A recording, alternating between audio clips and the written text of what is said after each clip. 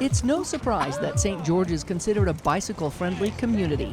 Reaching a silver level award in 2022 by the League of American Bicyclists helps to validate that St. George is a great place to ride a bike.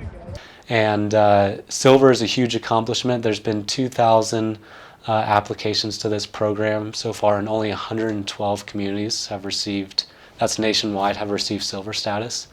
And there's 36 communities that have received gold. Being able to have the option to not use a car for everything and to sometimes use a bicycle for transportation or for recreation or mental health, it's really important to provide those options for residents. With a history dating back to 1880, the League of American Bicyclists has been a unified voice for change around protecting and promoting bicyclists' rights, including safety. There's other things that we can do to increase safety with speed limits, striping, where we put the bike lanes, how wide the bike lanes are. On Main Street in the last year we've put in what's called a buffered bike lane, and that was the first type of that infrastructure in St. George, which puts space between the vehicles. There's the travel lane, and then there's several feet of non-driving space, and then there's the bicycle lane. So it's just an attempt to separate those uses a little bit further apart so there's less conflict.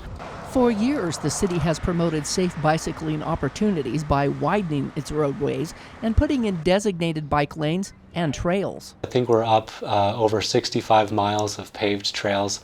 That includes our biking paths and parks, the Virgin River bike path, and all of our other paved bicycle trails.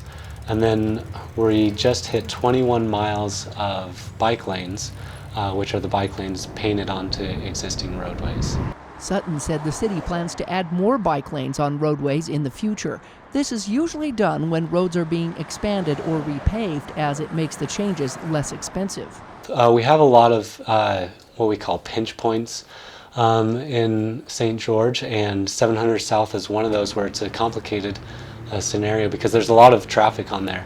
And typically what we see is when there's more traffic, that means more people are using that and want to be in that area for one reason or another. And it's the same for cars or bicycles. If a car's going there, there's also a need for a bicycle to go there if someone's using that for transportation. And so there's definitely a desire for us to put in more infrastructure to make it more usable for bicyclists.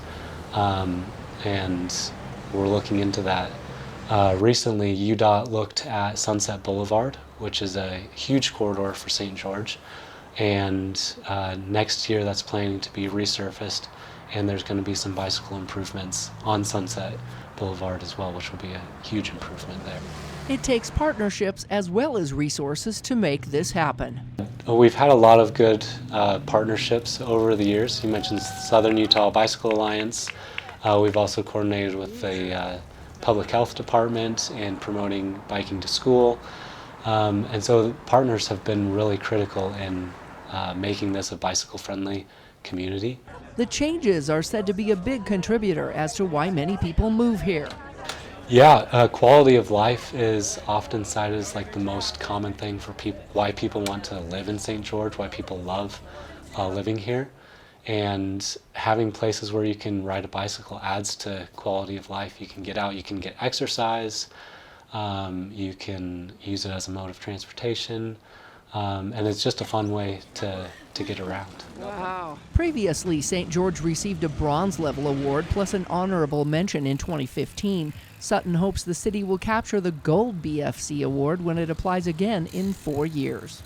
And there's only one gold community, that's Park City. And so that's kind of our Utah precedent for becoming more bicycle friendly. But other than Park City, St. George is ranked as high as any other community in Utah. The bicycle-friendly status is just one part contributing to the city's active transportation plan. In St. George, Melissa Anderson, Community Education News.